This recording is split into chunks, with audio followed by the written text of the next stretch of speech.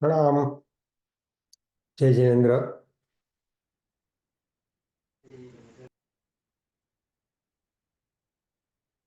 As usual, we'll start with the prayers. and then carry on. Namo Orientanam, Namo Sittanam, Namo Ayariyanam, Namo Vajjayanam, Namo Loe Sabba Sahunam, Eso Panchanamukaro, Sabba Pava Panasano, Mangalanancha, Sabve Simparvam Havai Mangalam. Namo Orientanam, Namo Sittanam, Namo Ayariyanam, Namo Vajjayanam, Namo Loe Sabba Sahunam, Eso Panchanamukaro, Sabba Pava Panasano, Mangalanancha, Sabve Simparvam Havai Mangalam. Namo Orientanam, Namo Sittanam, Namo Ayariyanam, Namo Vajjayanam, Namo Loe Sabba Sahunam, Eso Panchanamukaro, Sabba Pava Panasano, Mangalanancha, Sabve Simparvam Havai Mangalam. Veer सरसुरा Surendra Mahito वीरमुदा संस्कृता वीरेणाभियत स्वकर्म निश्चयो वीराय नित्यं नमः वीरातिथ्यमिदं प्रौतमतुलं वीरशिघोरं तपो वीरे श्रीतृति कीर्तिकान्ति निश्चय श्रीवीरभद्रं दिश कमठे तरणेन्द्र च शोचितं कर्म कुर्वति प्रभुस्तुल्य मनोवृत्ति पार्श्वनाथ श्रीस्तुः अंगूठे अमृतवसे लप्तितणा भंडार श्री गुरु Gautam समरिय मनवांछित फलदातार. Welcome everybody. Let's start with today's topic. There are, as you advertised, we will carry on with the narrative from Kalpasutra. We are currently on Bhagwan Parshvanath's previous lives, and we'll look at that and try and conclude his previous lives today. And I've also added one more story from the Bharhesa Sajjai, and I'll include that as well, just to remind ourselves who this great person was. I won't recite the whole of the Bharhesa Sajjai as we used to, but we will start off with the story of Bhagwan Parshvanath's previous lives. Let me share my slides.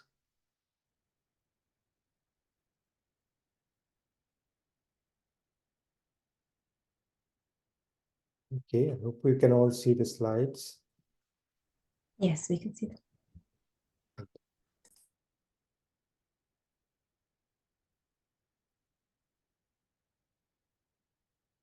That is a recap about Bhagwan Mahavir's previous lives that we looked at this slide last week.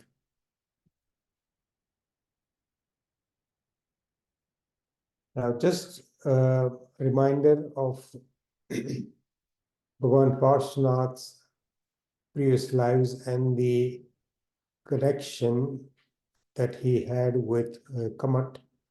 And in terms of the ups and downs that Bhagwan Parshvanath suffers, in contrast to what Bhagwan Mahavir suffered that we saw in his previous lives from the onset of the first step of spiritual progress, that is Samyaktva.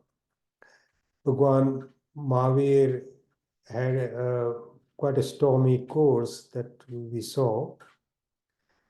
Whereas Bhagwan Parshvanath, after the first life, there was an inherent level of virtue that becomes much more progressive in the second life as an elephant. And as we saw last week, he achieves Samyaktva in the life of a Tiryans, that is an elephant. But his association with Kamath, who was his brother in the first life, and the story of their relationship is at the core of this narrative about Bhagwan Parshvanath's previous lives. And the negative energy of Kamath continues to affect Bhagwan Parshvanath's soul in every life where they meet. So apart from the lives as when Bhagwan Parshvanath's soul achieves Devlok and Kamath's soul goes to Narak, all the other lives as either human beings or as a human being and an animal, as far as Kamath was concerned, they do meet up, and Kamath ends up harming Bhagwan Parshvanath's soul in that particular life. And we saw what happens with each life. Say, for example, in the life as Marubhuti and Kamath, Bhagwan Parshvanath's soul, Marubhuti, the younger brother, is killed by the elder brother as a result of the great envy, jealousy, hatred that he had developed over a lifetime, right from young age. And as it is because of the bad vices that he continued to develop within himself and not to restrict and learn from his younger brother. In the next life, because of some unusual circumstances at the time of death, Bhagwan Parshvanath's equanimity does not, so Marubhuti's equanimity does not last very long, and his next life is that of a Tiriyanj as an elephant. Kamath is born as a snake in the same forest, and as we saw, the elephant remembers his past life when he comes into contact with his benefactor, the King Arvind, who is now a monk, and then remembers all that he had learned. And from the time of his association with King Arvind and the sermon that King Arvind, the monk, now gives to this elephant, he completely changes his mindset, and the elephant becomes extremely calm. He fasts for 3 days, and in that time, he actually gets to the point of Samyaktva, that which we have seen is the first great spiritual step, which shortens the future life of any soul by a massive amount. In the next life, Bhagwan Parshvanath's Jeev, the elephant, is born in Devlok, and Kamath's Jeev, the snake, is born in Narak. In the next life, Bhagwan Parshvanath Jeev is a Vidyadhar Agni Ved, and the soul of Marubhuti is a python who at the towards the end of life swallows up the Agnived, who is now a monk and is responsible for his death. In the next life, Bhagwan Parshvanath's soul is again in Devlok, and Kamath's soul is in Narak. In the next life, Bhagwan Parshvanath's soul becomes a Chakravarti in Mahavide Kshetra. He's born as a Prince Vajranab, and after he has enjoyed the fruits of a Chakravarti, and in his later life, he becomes very detached from worldly life and takes Diksha, becomes a monk. And here again, the soul of Kamath, who is born as a hunter, becomes responsible for his death. The hunter is hunting animals, and he sends a shower of arrows in the jungle where he can hear probably some deer or other animals, because that's what he did. And accidentally, the one of the arrows strikes the monk, that is Prince Vajranath, and he dies soon after. The hunter, however, is very upset, not because he has accidentally killed a monk, but because he says that I have not been able to find an animal that I could eat. So he's actually upset. So his bad feelings and bad thoughts continue to escalate. And obviously, as a result of that, his next life is in Narak again. Bhagwan Parshvanath's soul is born in Devlok. Next life again is Prince Anand and a lion. Lion is Kamath.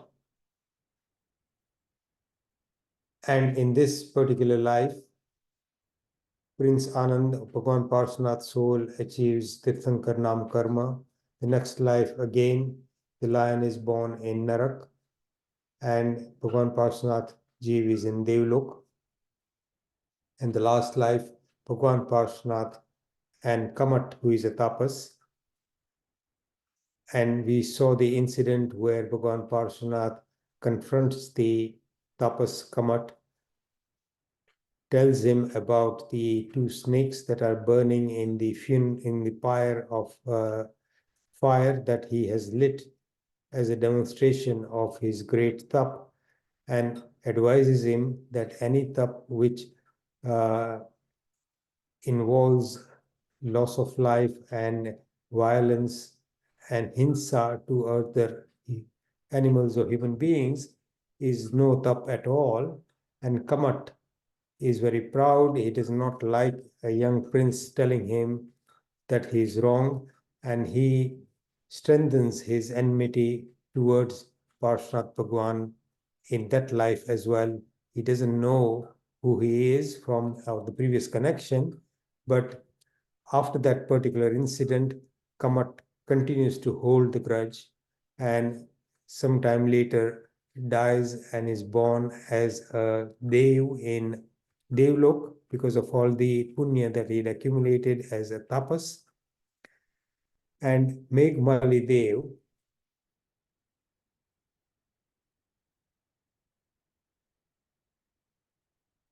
and what he does and what happens to him afterwards is where we start today's story. So Kamath's encounter with Prince Parshvanath does not benefit him. Now imagine that we get an opportunity to completely transform our life and earn and acquire invaluable treasures. And in spite of being in close proximity to somebody like that, there is no benefit that Kamat in that life as a tapas gains from his association with Bhagwan Parshvanath briefly. He continues in his ignorant pride and hatred, and at death his soul becomes an inferior dev called Meghmali. Even though he had acquired a lot of punya, he does not get a very prestigious position as a dev, but he's an inferior type of dev. He has all the powers, but he does not have the benevolence that some Samyakvi Dev would have. As a result of this punya that he accumulated due to whatever good he had done in his previous life as Kamat, he is born as a Dev. When Parshvanath Bhagwan acquires Keval Gnan, at the end of this particular incident where Kamat, remembering Meghmali Dev, remembering his previous life and his association with Bhagwan Parshvanath as a Parshvakumar, he rekindles his enmity and his hatred and comes down and sets off a series of upsarg or difficulties for Bhagwan Parshvanath. So he makes it rain in a massive amount, almost to the extent that Bhagwan Parshvanath nearly drowns. The water reaches the level of his nostrils. And at this time, King Indra Dharanendra and Padmavati Devi, who were both the souls of this particular Nag that was burning, the Nag and the Nagini that were burning in this fire that Kamath had lit as part of his tap, and Bhagwan Parshvanath had saved them both and recited the Namaskar mantra to this couple of snakes, and they are both then born as Dharanendra and Padmavati, who we still worship and who are still in that position as Dharanendra and Padmavati in this time as well.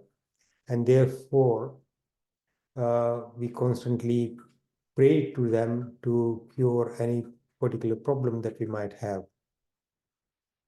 When Parshvanath Bhagwan acquires Keval Gnan,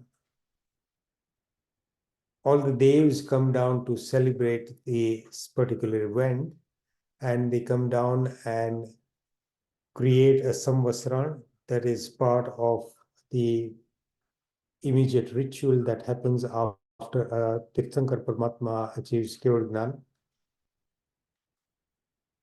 When Meghmali sees what's happening and he realizes that he has been very disrespectful in his hatred towards a really great person who he had not recognized and to whom all the Indra as well as all the Devs are coming down to worship him and bow down to him.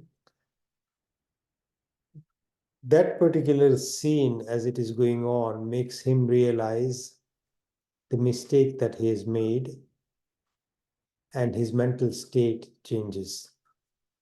Meghmali becomes repentant of the wrongs that he had done and all the anger and hatred that he had showered on Bhagwan Parshvanath, remembering his previous life. He does not yet know all the lives. He will probably soon know. And then he sits down and listens to Bhagwan Parshvanath. He changes his mindset, so much so that he actually gets rid of a huge amount of karma and achieves samyaktva at that stage. So Kamath Meghmali ultimately, as a result of the association with Bhagwan Parshvanath, begins his spiritual journey upwards from that point onwards. That was briefly that particular story for Bhagwan Parshvanath's previous life. There are some particular follow-up on that before we come to some of the questions that we might have on this. Let me just read out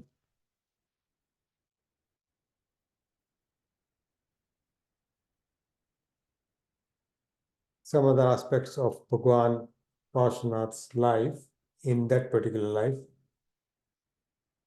Bhagwan Parshvanath stayed as a householder for 30 years. Before he achieved Keval Gnan after becoming a monk, after taking Diksha, there were only 83 days before he actually achieved Keval Gnan. Bhagwan Mahavir spent 12.5 years to do sadhana before he achieved Keval Gnan, after he became a monk.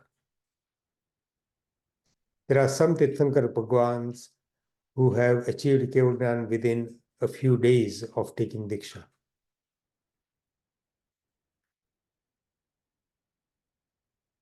If you reflect on this variation, in terms of the soul's development,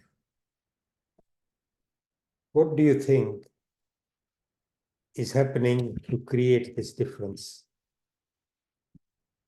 This is a lesson for all of us as well. But reflecting on this, one begins to understand that all the karmas that we have accumulated over a long period of time can become extremely difficult to get rid of. So if we look at the suffering and the sadhana that Bhagwan Mahavir did for 12 and a half years,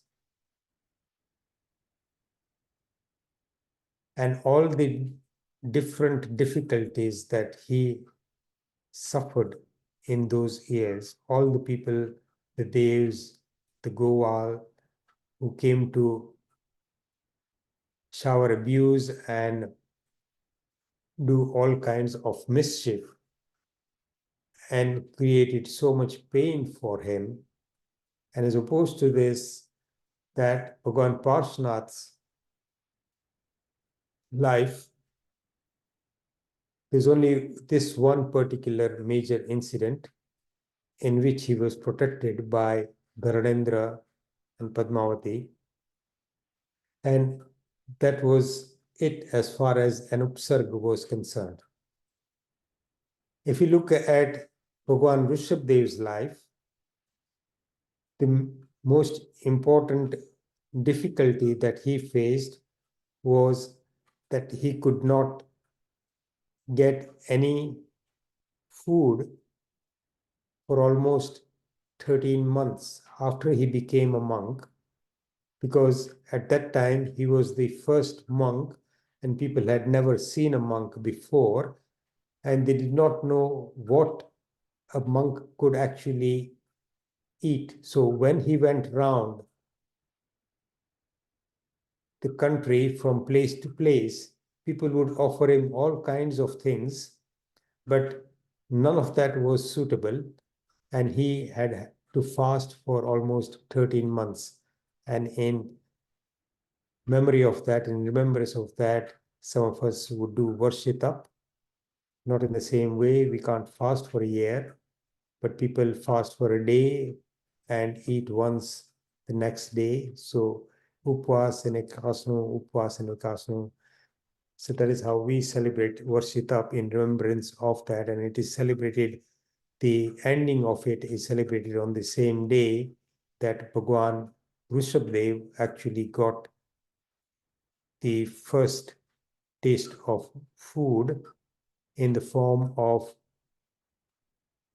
Seridino Ras at the end of 13 months that was served to him by his grandson, Elachikumar. But if you look at the lives of a lot of the other Tirthankar Paramatmas, most of them do not actually suffer from any major difficulties. What does anybody have any thoughts about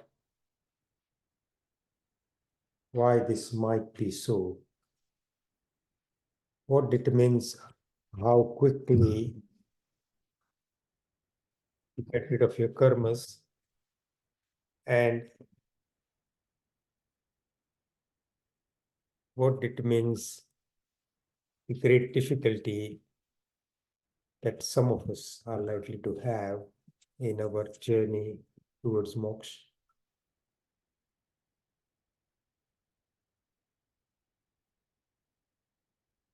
Learning from these two narratives that we have learned so far. Any reflections?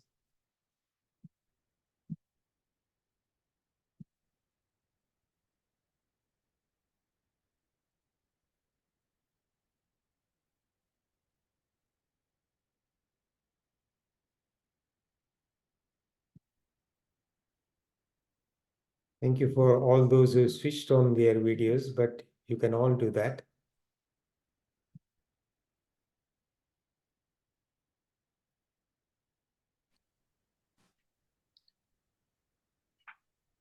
Jai Shri.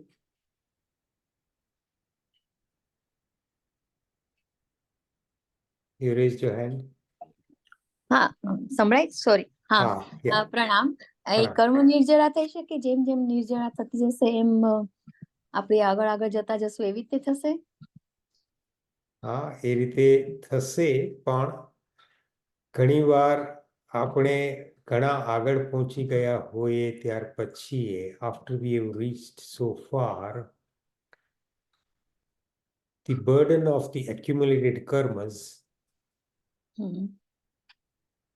can take a long time, but what I'm trying to explore is that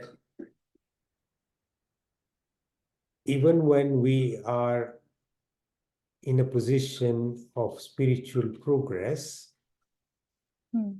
sometimes there is so much karma that we accumulated, and the reasons for the strength of those karmas depends on what.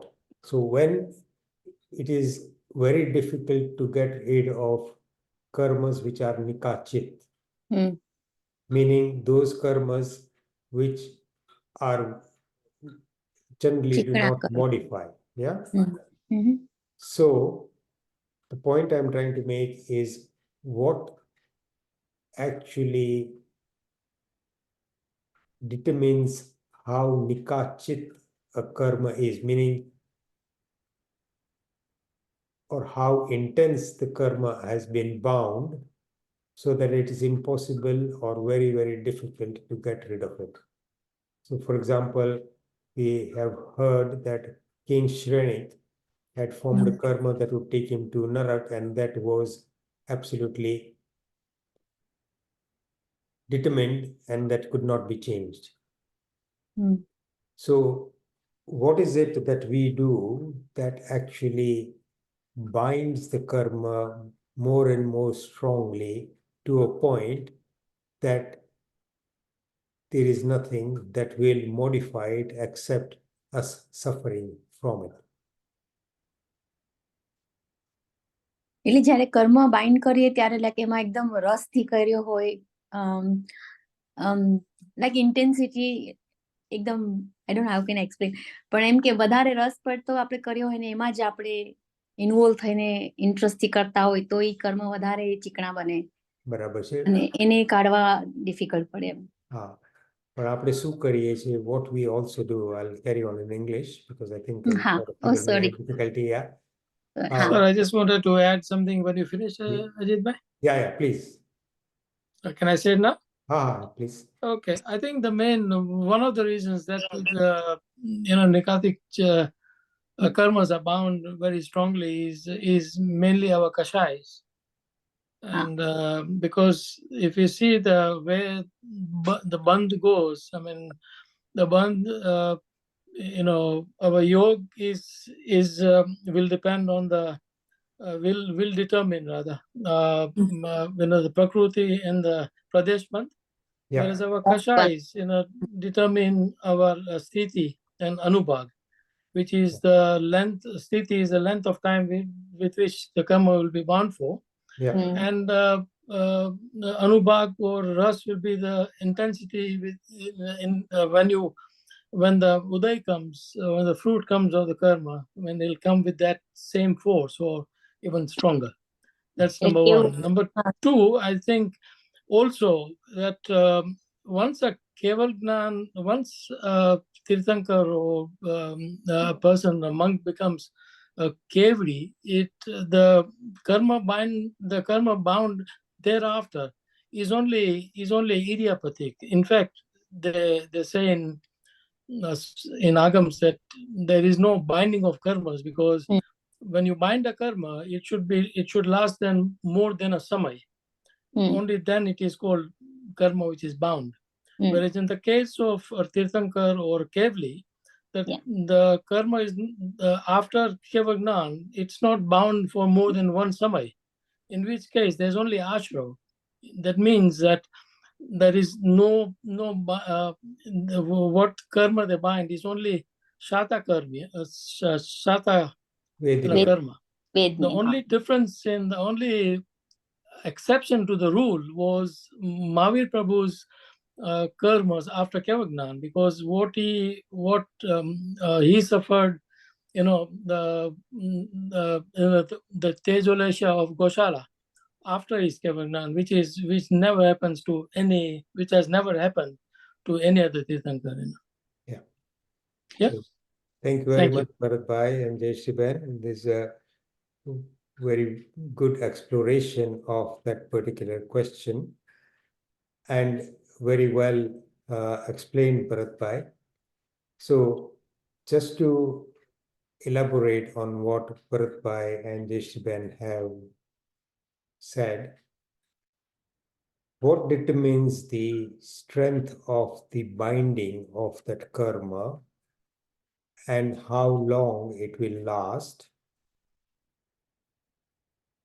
is the intensity with which one is involved at the time the karma is bound, but also how one reflects on it subsequently. So a karma, just at the moment of that particular action, may be bound lightly, but the more and more we think about it and praise that particular incident and carry on with the kasai, that is the anger, the greed, the deceit, and the pride, then the more intense those are, the more intense the karma is bound and the longer it will last. So, the lesson for us to learn is that when we get very excited about all the things that happen around us and we react very, very strongly, and we find it difficult to mellow our response to adverse events. So if we understand what the basic principles of dharma are, and say that we are all completely responsible for our actions, and every choices that we make, we will suffer the consequences of those choices because of the karmas that are bound. And if something adverse happens and we get very upset, forgetting that that adversity is as a result of our previous karma, we get upset, we are reacting to that particular adversity and intensify our reaction, intensify our anger, intensify our discomfort. And if you look at the way we live on a daily basis, there is no moment in our life when we are not binding karmas. But if we reflect on our reactions to everything that is happening around us and modify the emotions and the kasai that we actually react with, then the intensity of those karmas will be minimized. If you do the same thing in terms of how intensely we do good things, so the more positive we are and the more emotionally alive we are and the more supportive we are when there are good things happening, that will result in binding of good karma that will bring us material happiness in the future. But ultimately, the aim is to continue with the positivity and exploring the true nature of our soul and in its pure form. And if we carry on doing that on a daily basis with these reflections in everything that happens to us, and there are constant interactions that we have in our lives. We have interactions with our parents, our spouses, our children, with people we meet at work, And if we explore what goes on in our mind with every action and interaction, we'll soon realize that most of those reflections, most of those reactions are almost never free of any kasai. And the biggest kasai that we continue to exercise is ego, pride. That is the strongest one. And if we, with a sukshma buddhi, meaning with a fine tooth comb, explore everything that's going on in our minds on a daily basis, we will soon learn how we can slowly change our thinking and our reactions to an extent that in every situation you would find happiness. And that is ultimately the lesson of dharma, ultimately the lesson of Syadvad, ultimately the lesson that the Tirthankar Paramatmas and our Guru Bhagwans have continued to try to teach us. Okay, so hopefully that helps.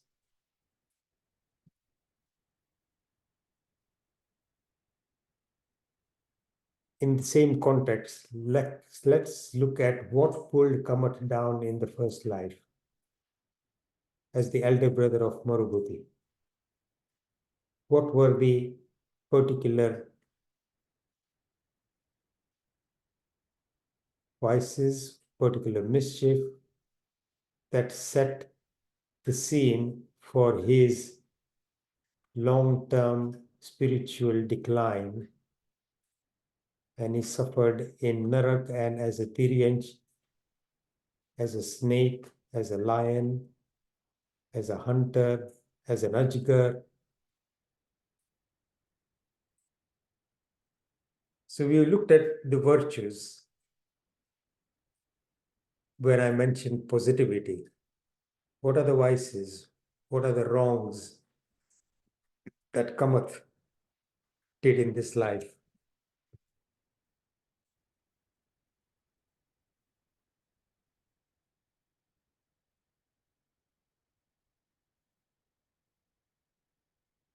Any thoughts? Was Nilma? it jealousy and hatred Mm-hmm. and sort of always thinking bad about his brother rather than Yeah. praising or thinking of what he was doing right? Yeah. So jealousy, envy, and ambition. He wanted to be the minister. He was elder. And he was convinced that he deserved the post just by virtue of being elder, not necessarily by virtue of his virtues. He was, so even if we are unsuitable for something, when we don't get it, we feel sad, we feel sorry, and we blame the other person and say, look, I deserve that. Why didn't you give it to me? And we experience that right from childhood. If somebody forgets when somebody is distributing certain things and they forget us, that hurts us. So some of those basic difficulties that Kamath exhibit, I mean, he took it to an extreme, his jealousy, but the core vice was jealousy and envy. But then what else does he do? He's upset. But he is married. His brother's wife is somebody that he now covets as well. And he pursues her,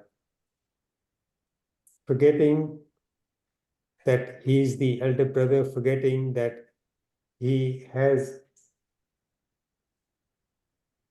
He's already married, forgetting all the basic virtues of a householder. He pursues that. And when he's punished for that,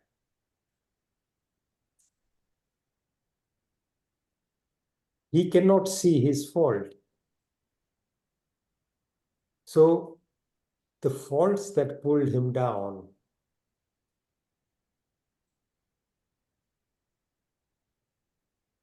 jealousy, envy, the inability to see exactly where he is wrong, the inability to reflect on what he had done in any meaningful way, and carrying on a grudge for a long, long time. So he must have had chances to improve himself, but he never did in that life. Jai Shivan, you raised your hand as well. Pranav, એટલે મને એમ કે like ઓલું revenge લેવાની એના મનમાં હતું કે એનો સાથે રિવેન્જ લઉં એમ કે એના કારણે એનું બધું ખોટું થયું છે એવા બધા ભાવ સાથે. હા, પણ વાત હું અને એ એકદમ પરાકાષ્ઠાએ લઈ ગયો અને ત્યાં એણે એટલી હદ સુધી વેર રાખ્યું કે ભાઈ સામેથી માફી માંગવા આવે છે તો એને જોઈ અને પથ્થર મારીને એને મારી નાખે છે. હવે સવાલ શું કરવા માંગુ છું હું કે આ જે this ordinary vices that we all experience sometime or the other. A thought comes to our mind, an emotion generates within ourselves. And we control ourselves, we subside, we ensure that it subsides and we forget about it. But do we always do that? Are there times when you hold a grudge and everything we remember some slight for a long, long time? And if you look at what we do on a daily basis with the people that we interact with, we may not necessarily hold a grudge. So our daily interaction with those people may go up and down.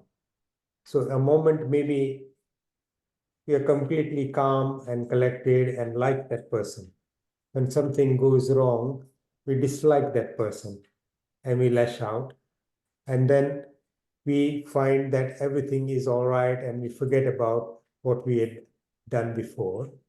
But if circumstances change and you gradually, continually feed your bad vibes and your bad thoughts, then it becomes a cycle. And this minor incidents that we go through in life with the people who we come in contact with, and the recollection that we have of all the slides, we often forget about all the good. We often just remember the slides and the problems, and sometime or the other that rekindles itself and becomes a very strong emotion if circumstances become bad. And this happened very obviously in the life of Agni Sharma and Gun Singh. So what I'm trying to bring out here is that lack of reflection, lack of review of what you have done can sometimes lead you to a stage where you may have no control, and suddenly, even if this kind of bad thoughts last for 10 minutes or 15 minutes, you have done a huge amount of damage to the soul.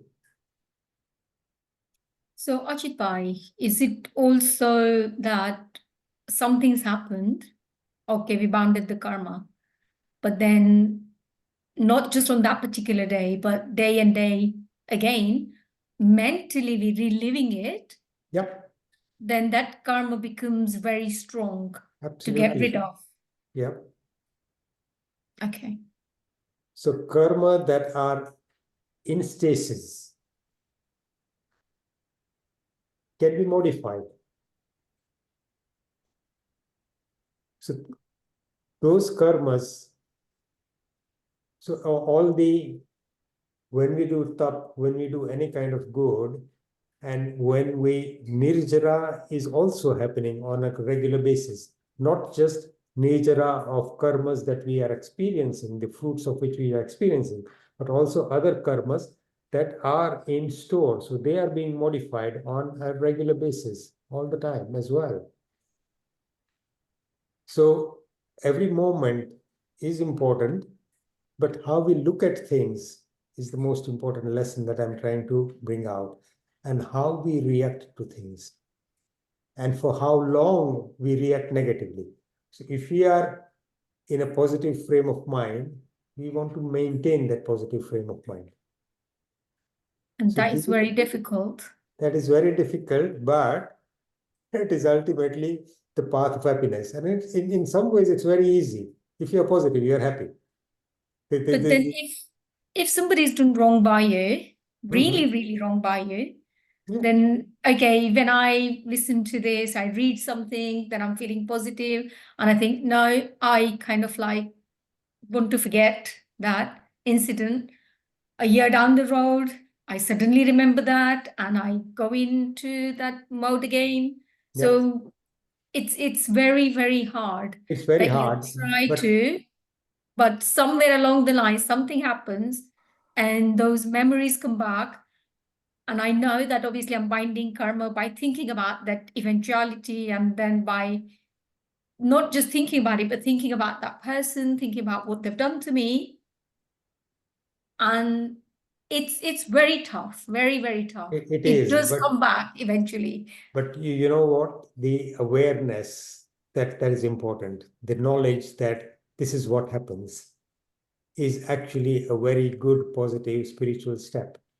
Because the more and more we reflect on this, and more we exercise that learning and understanding, over a period of time, that learning will become part of us.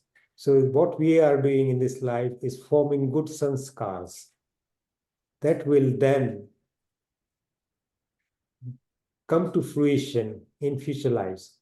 So that is all we can do in this life. And that is the whole purpose of all the learning that we do, and then all the efforts that we are all making to try and incorporate this. Therefore, the third slide says, incorporate this in life. Ultimately, that is what all these stories are about. Good. I'm glad we are exploring certain things. So that's great. Next, Elachikumar. Pranam Ajitbhai.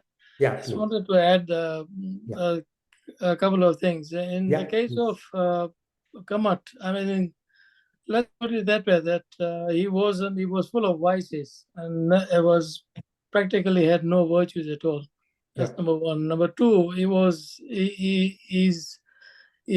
never forgave his younger brother, in the real sense. Even when in Parshvanath, Marutu came to ask for forgiveness, he acted in the wrong way. But the important thing here is to realize that he must be in a state of monia karma that must have been extremely, extremely, in the higher state. See, we all know that the higher state of monia karma is about 70 kota-kodi sagrapam. Now, just imagine if there are two people, one at each end. I mean, it makes things very difficult. I mean, we don't know how people are going to react, but they do that they have their own upadan at that stage, whereas and nothing is going to change that till they come to a stage where the karmas are lowered to a stage where that's the time when they begin to understand what real dharma is. Yeah, absolutely. I agree. And these events were inevitable because of the nature of Kamath, as you mentioned. And these events were inevitable because of the nature of Bhagwan Parshvanath's soul. So Upadan, as you say, on the core of those two souls was very, very different. And the strength of the Moniya karma for Kamath was so strong that nothing could have changed that. You're right. And absolutely, the spiritual development happens at the point when we say Kar Labdhi in Uparipakauthai, meaning when the time is right, you begin to get to the first stages of spiritual development. And this 8 yoga drastis, you begin to develop some virtues from that point onwards. So that spiritual progress until a certain stage is very, very, it's impossible. Until that time has come, you will not progress spiritually. But the lesson for all of us here is that chances are that everybody in this group has actually gone beyond that point. We hope that we have all gone beyond that point of the early spiritual development when the strength of Moniya karma. No, we haven't achieved Samyaktva, but we may have achieved it sometime in the past, or we are nearing that. So if you're looking at the 8 drastis, Mitra, Tara, we are beginning to see some light, even though that light, like in Tara Drasti, is a flicker and nothing sustained, but that awareness is there within us. Mitra Drasti, we have a feeling of friendliness within ourselves. So some of that spiritual development, I would think, in these groups that we have is already there. And it becomes very important at this stage to then further explore how we can strengthen our spiritual progress rather than weaken it. And these are the reflections that we learn from. But thank you very much, Bharatbhai. And in case of Moniya karma, they say that when your Moniya karma is less than Anta Koda Kodi, that means that you have surpassed 69 Koda Kodis already, then you understand then you see the spiritual side of Dharma and see Dharma in the real sense. Yeah. Thank you, Ajitbhai. Thank you very much. Okay, so Bharatbhai used the word Antakoda Kodi, where the strength and the duration of the Moniya karma has dwindled so much that the soul, for the first time, begins to become aware of itself and its own true nature and its virtues. And it comes near what is called a Granthi. The Granthi is the severity, the knot of Rag and Dvesh. And if the spiritual progress then escalates to a state where that Granthi or that particular knot is actually broken, the term that is used is Granthi Bhed, then the soul achieves Samyaktva at that point for the first time. So that is the process that Bharatbhai is alluding to. So with respect to Moniya karma, let's look at very briefly the life of Elachikumar. That's a short story, but a very nice story. Some of you have probably heard this story in one of my other classes recently. But it's a very nice story. It is a story that appeals to a lot of youngsters, partly because it's a love story. But it's a love story that takes this person from the madness of love to a point of complete riddance of all his ghati karma and the achievement of Kevalgnam. So let's briefly look at who Elachikumar was. Elachikumar was the son of a very prominent rich merchant in a particular town. So Elachikumar's reference from Baresa Sajjai is this particular fourth verse. Jambukahu Wankachulo Gajasukumalo Avanti Sukumalo Danno Ilai Putto Chilai Putto Abahununi. So he's remembered in that particular verse of Baresa Sajjai. In a town called Ilavardhan, there is a king called Jitsatru, and there was a very well-off, very prominent, rich merchant there called Ibya Seth, and he had a wife called Dharini, and Ilachi Kumar was born with the blessings of Ila Devi to Dharini, and because he was born with the blessings of Ila Devi, that's the narrative in this particular book, he was named Elachikumar. Now, Elachikumar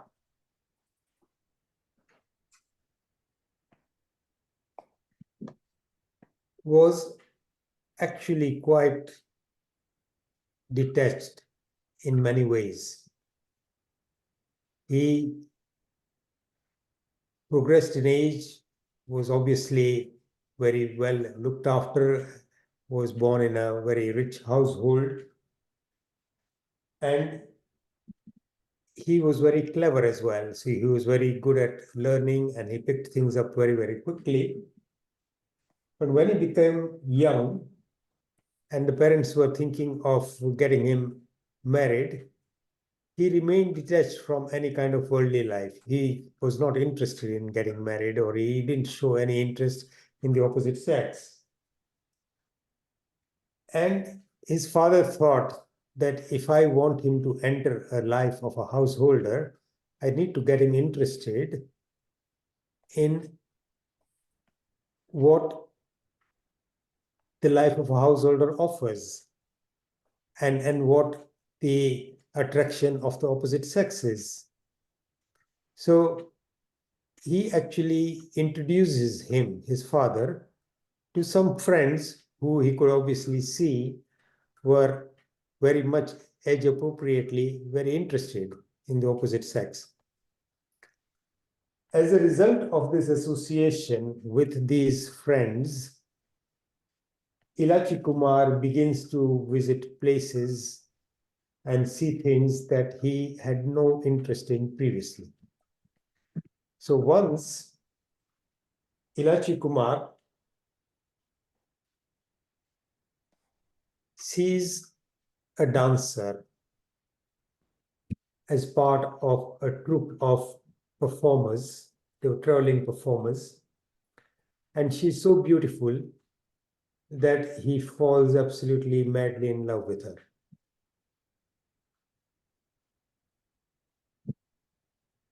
Now, he's the son of a rich, very prominent merchant in this town.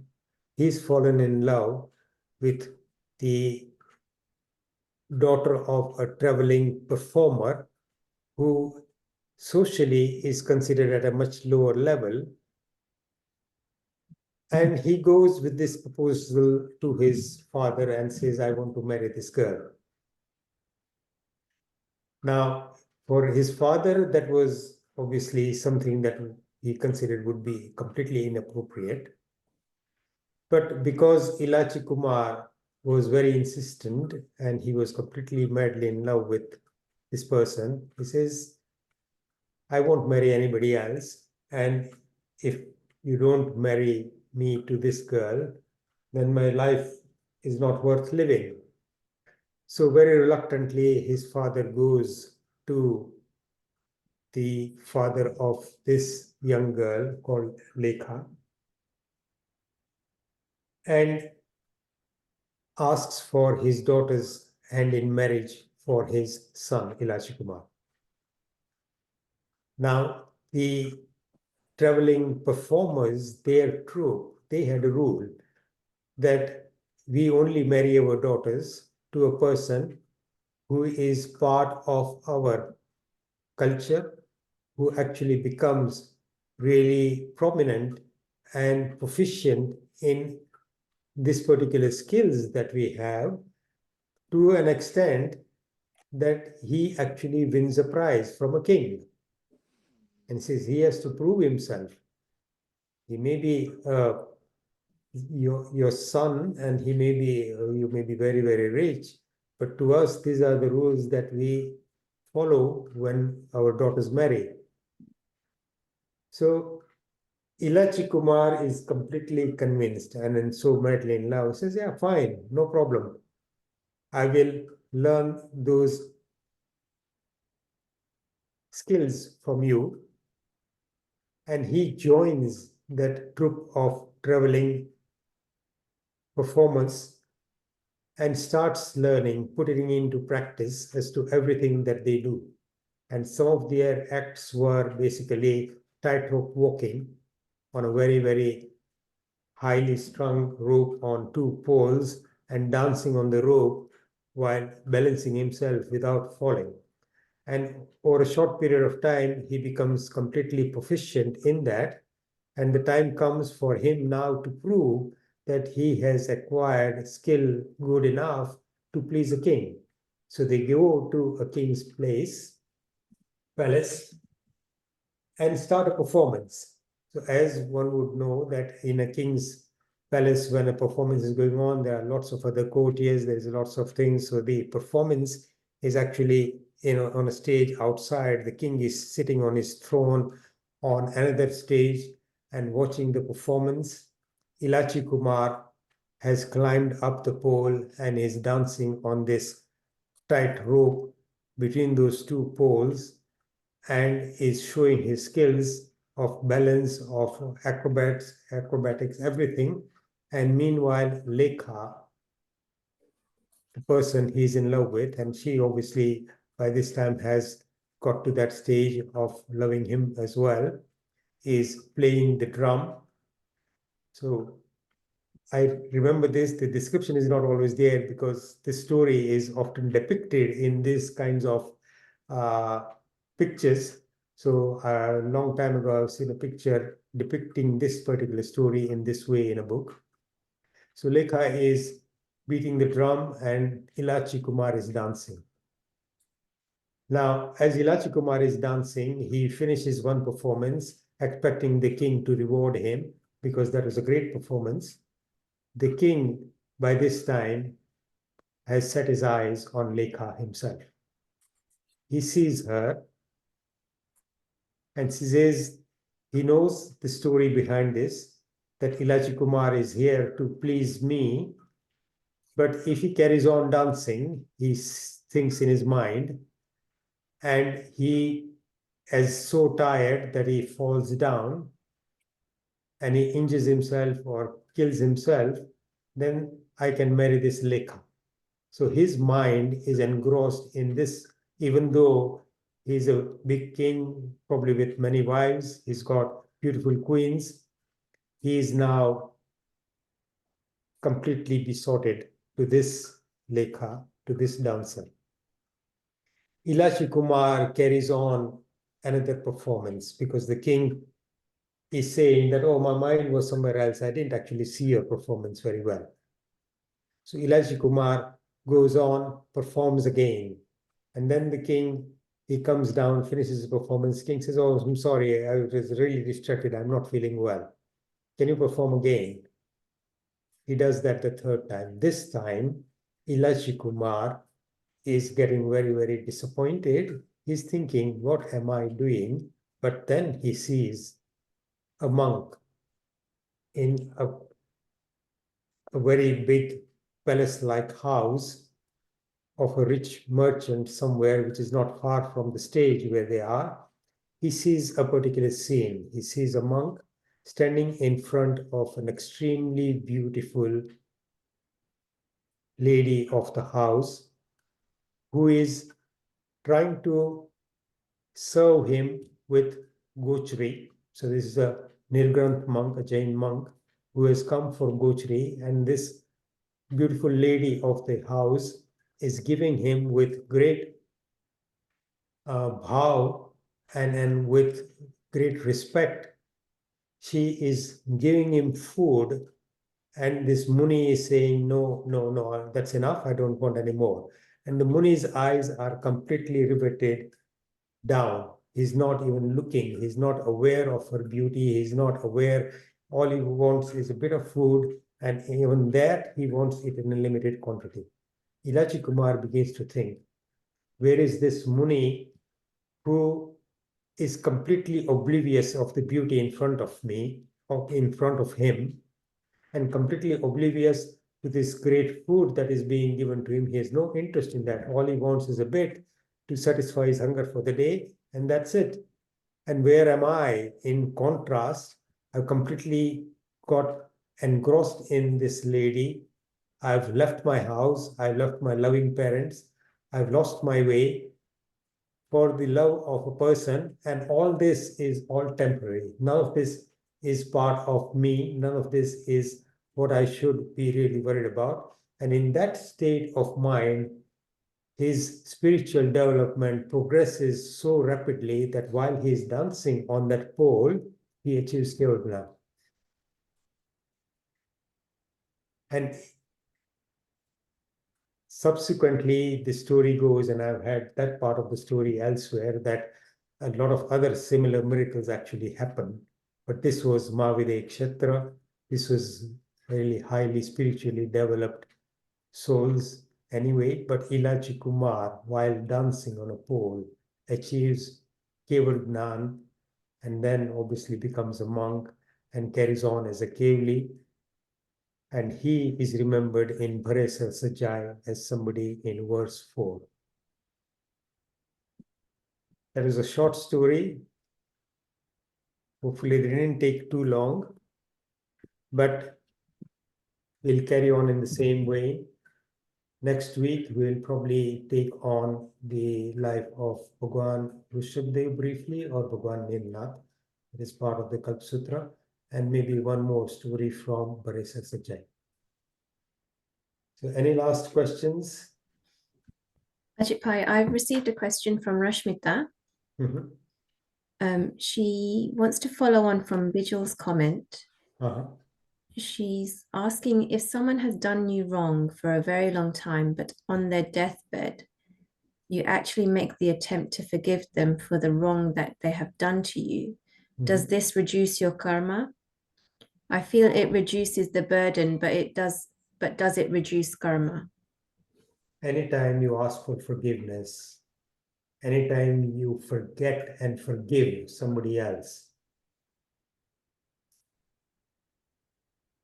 the karmas that you accumulated will be modified. If they have not actually come into fruition, if they are not nikachit, then any act of repentance, any act of pratikramana, prayaschit, is the beginning of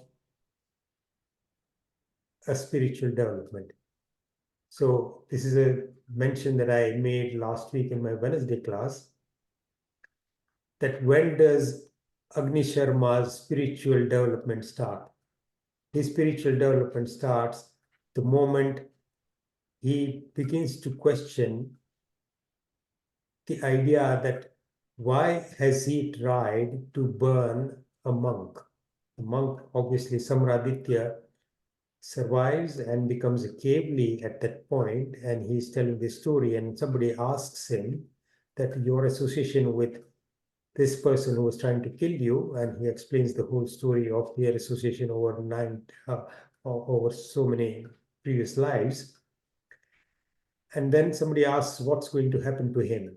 So he says that in this moment, having seen me burning, he is filled with regret. He is suddenly thinking, why am I doing this? What's wrong with me? That moment of regret is the beginning of his spiritual development. The moment of regret for Meghamali Dev of why he was doing this to Bhagwan Parshvanath is the beginning of his spiritual development. So anytime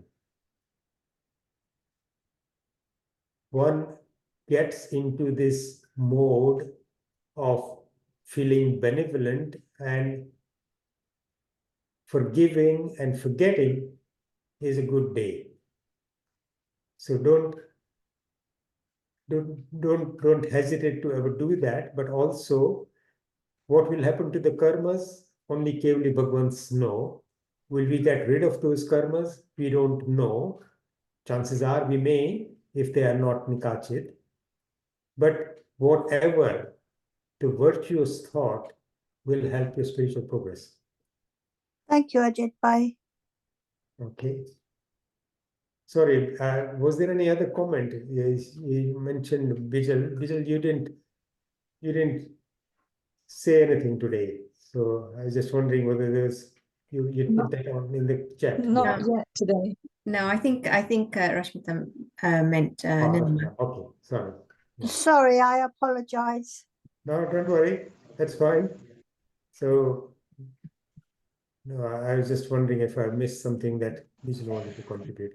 That's fine. Okay. Any other last questions?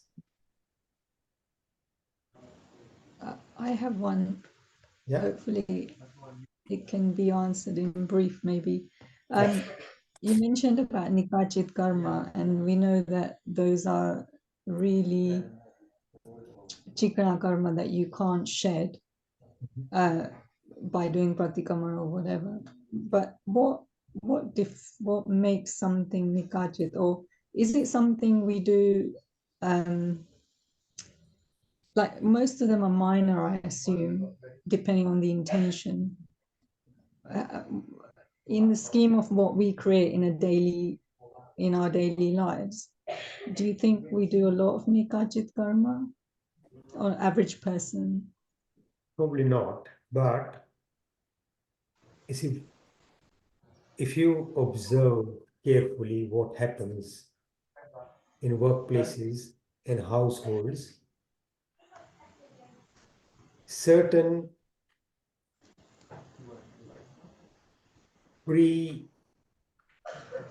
prejudices and certain things that you decided about a person, recurrently stimulates you in thinking in that direction about that person. So ideally, every interaction with everybody, I mean, one needs to learn from previous experience, but one also needs to look at the other person or situations in a completely honest, fresh light every time. So if I'm in the habit of being very difficult, meaning if I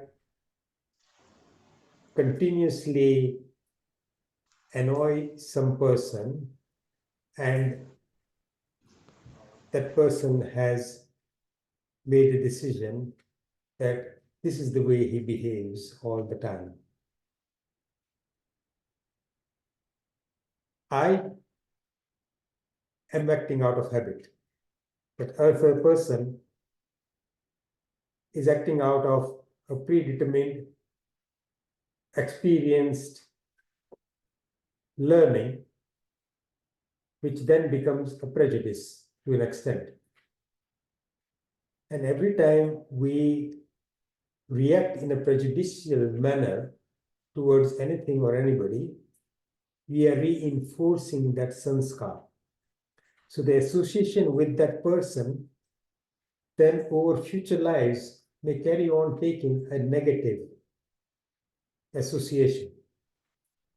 And that is something, so the people that we come in contact with in our daily lives, we have an association from previous lives and fate brings us close. But to ensure that our future lives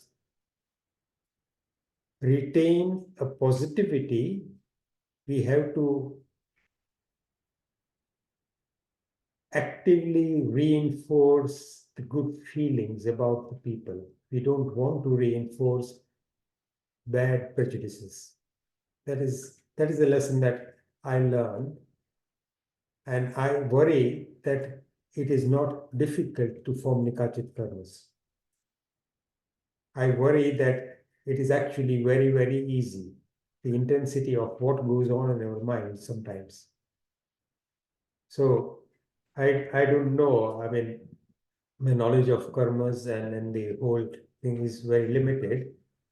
But if I reflect on what goes on in my mind, I worry. And I So don't really, even, yeah. Go on. any kind of intentional thought of harm could create a Nikachit karma. And we could think it's something very casual. Yeah, yeah. And you know, it's also very easy when you're forming the life of in the next life. So how long do you think it took for King Shrenik to kill the deer and then going to him and then bragging that I've killed 2 lives with 1 arrow? Didn't take long. And as the king, I mean, he was a really fantastic person. He probably forgot about that after a short while. He didn't carry on that thought for the rest of his life, because after that he became Samyaktvi. He was probably very repentant about that particular event. And we saw that he was repentant when he learned that he was going to Narak in his next life. And that must have shocked him massively, and it did. He changed his life, but he had formed that Nikachit karma. His future life was predetermined. That was it. So was that the main event that made him go to the Satmi Narak? No, he was not in Satmi Narak. King Shrenik is in, correct me if I'm wrong, Bharatbhai, Peli Narak. First Narak. Yeah. First Narak. Sorry. Satmi Narak, the lifespan is massive. He's in the first Narak. But in Ayushu Bandhanu too, Narak nu Pap Baindu. What I'm trying to say is that it is not difficult to bind karmas. It is not impossible. So the point I'm trying to make is that look at yourself, work on getting purer, more generous, more kind, more forgiving about everything. That's all we can do in this life. Okay, enough of sermonizing. Thank you all very much. Jinagna Vedu Viruth Kaimpan Bolyo Ho, if I've said anything against the teachings of our Tirthankar Padmatmas and our Guru Bhagwans, I ask for forgiveness. Sarva Mangal Mangalyam, Sura Kalyana Karanam, Pradhanam Sura Dharmanam, Janam Jeti Sasanam. Jai Jinendra, see you all next week. Thank you, Jai Thank you, Ajitbhai. Jai Jinendra. Thank you. Thank you very much. Thank you, Jai Jinendra. Thank you. Thank you.